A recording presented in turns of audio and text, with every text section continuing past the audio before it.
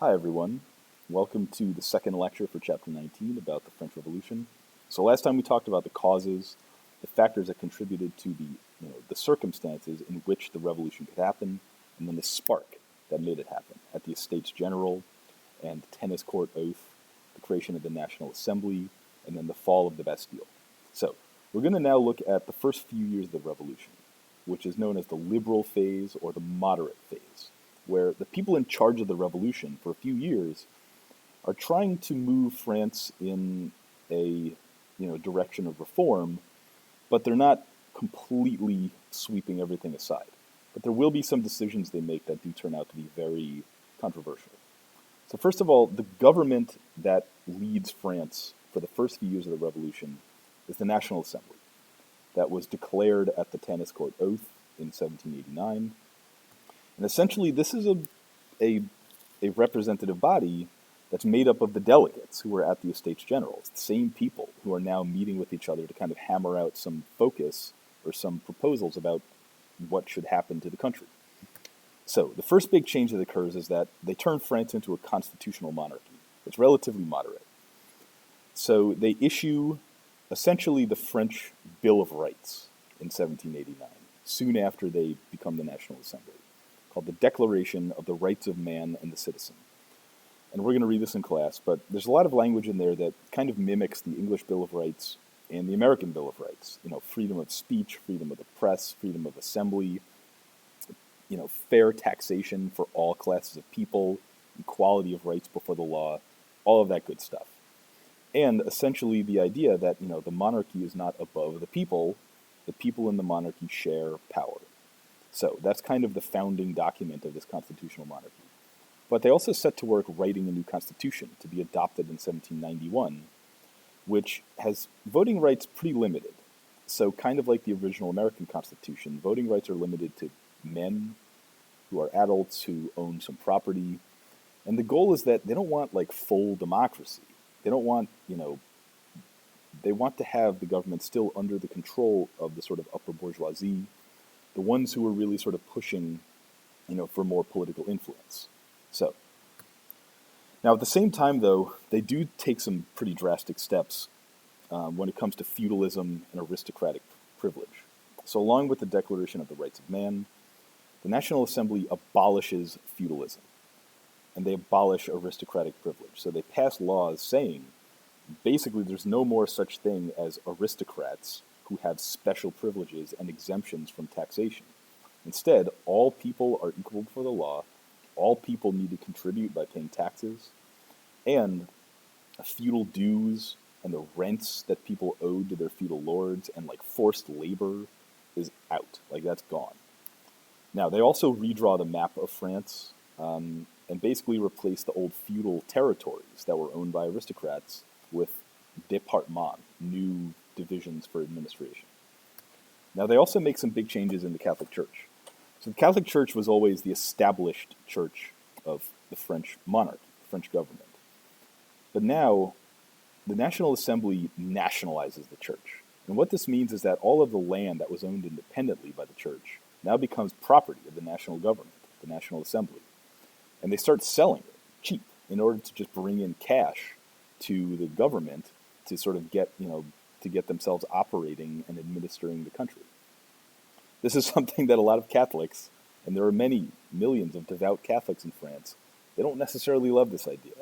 So once again, the Enlightenment, yes, educated elite Frenchmen had started to become slightly less religious or respectful of religious institutions, but there's still millions of devout Catholics who are horrified by this. And they create a document called the Civil Constitution of the Clergy. The National Assembly does this. That essentially lays out how the church is now becoming part of the government. So priests go on national government payroll, and they're no longer supported by the church itself. And in order to actually maintain their position as priests, the clergymen have to swear an oath to the Constitution and to the civil government of France. So, now just to illustrate these changes that are happening. So in 1789, France was still divided up into old feudal territories that just kind of came together because of the the tides of history and feudal lords fighting with each other and giving land to their vassals and marriage alliances, bringing chunks of land together. So some provinces were bigger than others. Some had different arrangements than others with the central government, with their peasants. And actually, like some peasants in France liked the landlords who they worked for or rented land from. Some aristocrats were very fair and were very good to the people who lived on their land and looked at them as, partners in this life of France. But this was very antithetical to central government by the city of Paris, by, the National Assembly. So they reorganized this. They swept these lines away and reorganized France into départements, these smaller subdivisions that were not even in population, but they sort of gave each département a kind of similar geographical extent. And then, local governments were created that were essentially extensions of the central government at Versailles and Paris. So, this is something that people really didn't like. And there were still language differences between different parts of France. And to a great extent, like people from different feudal territories, like Burgundy or Brittany or Normandy, this is before France is really a single nation. They looked at that as their identity rather than belonging to the French nation. So this is something that a lot of people simply didn't want to get used to, these new divisions within France. And, peasants and people out in the countryside, now rather than paying taxes to like the local tax collector or the local lord, now they were paying taxes to like a central government based in a city far away that they had no connection to. So this is very, very disruptive and ultimately something that backfires on the revolutionary government. And this kind of illustrates another big division that occurs within the French Revolution. The countryside is never totally going to be on board with what the city is doing. Paris, is the biggest, most powerful city.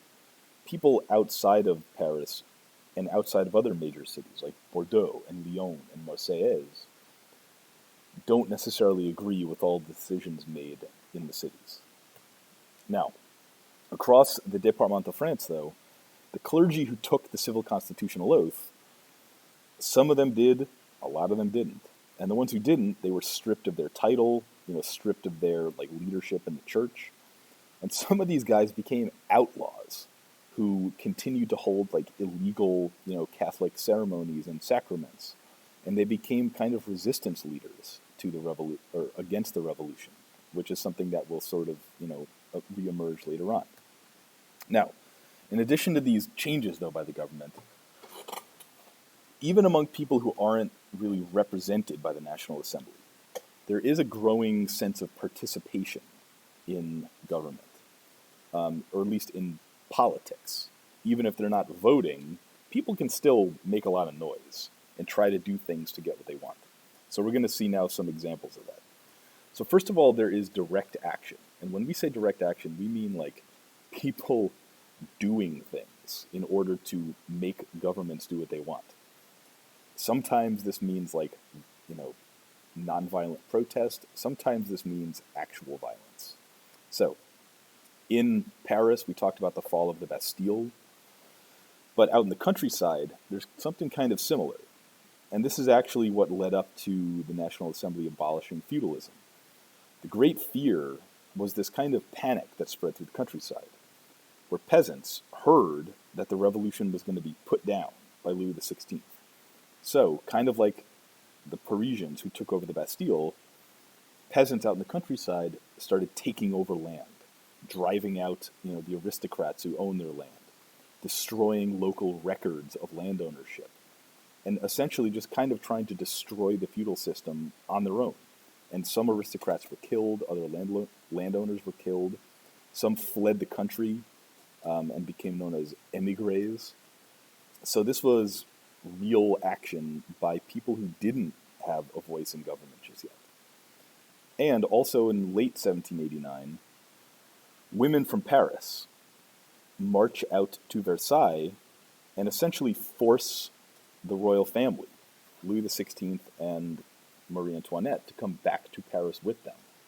And the National Assembly kind of follows them because this is something that kind of scares them too. And essentially what these women were so upset about is that even after a few months of the revolution and the new government, food prices were still high, and they wanted to push for food price limits and essentially like let the government know, look, we're still hungry. Do something about this. Now, even among people who didn't have voting rights, though, there was this kind of explosion of popular participation. And people across France, especially in the cities, started to refer to each other as citizen, rather than Mr. or Mrs. or Monsieur or Madame. So you would call each other citizen this, citizen that. And there was the sense that there was this egalitarianism emerging within French society based on the influence of these revolutionary changes that were happening. And in Paris, one particular group of people who emerged as sort of leaders among the citizens of Paris became known as the sans-culottes. And culottes were the sort of short knee breeches with the stockings that aristocrats and members of the upper bourgeoisie would wear. The sans-culottes were the working class. They just wore long trousers because they had to go to work and they had to be comfortable. They started to become more and more of a really sort of vocal force in Parisian politics and the life of all of the major cities around France.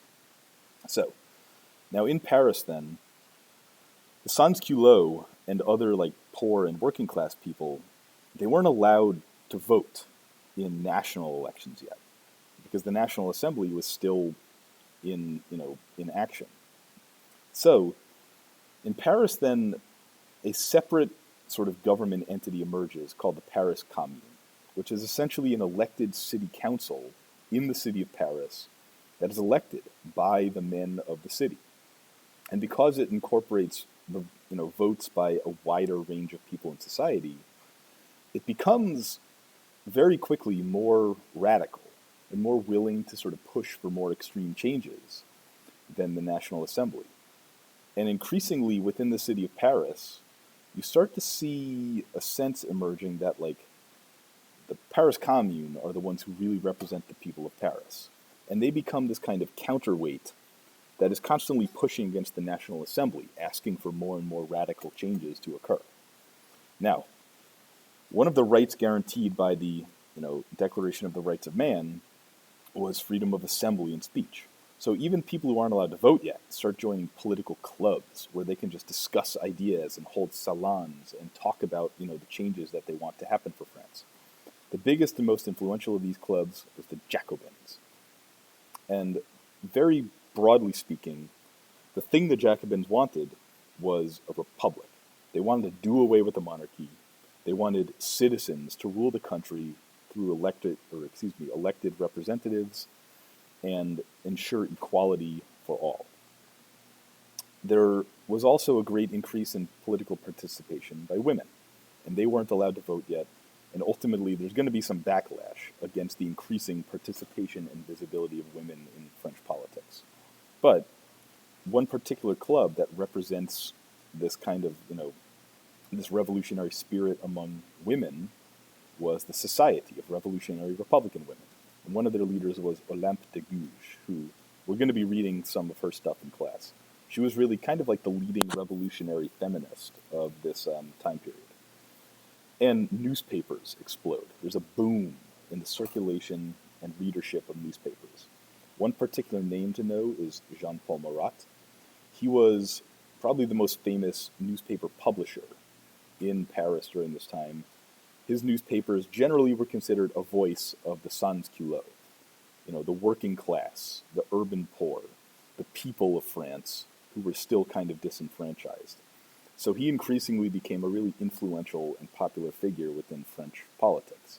So, now also then a new logo emerges, new symbolism. So the tricolor, the blue, white, and red flag, becomes the new flag of France. And this became just a popular color scheme to wear on your clothing somewhere, whether it was just a pin or a cockade like this. And actually you can see, these fellows are wearing the cockades on their hats.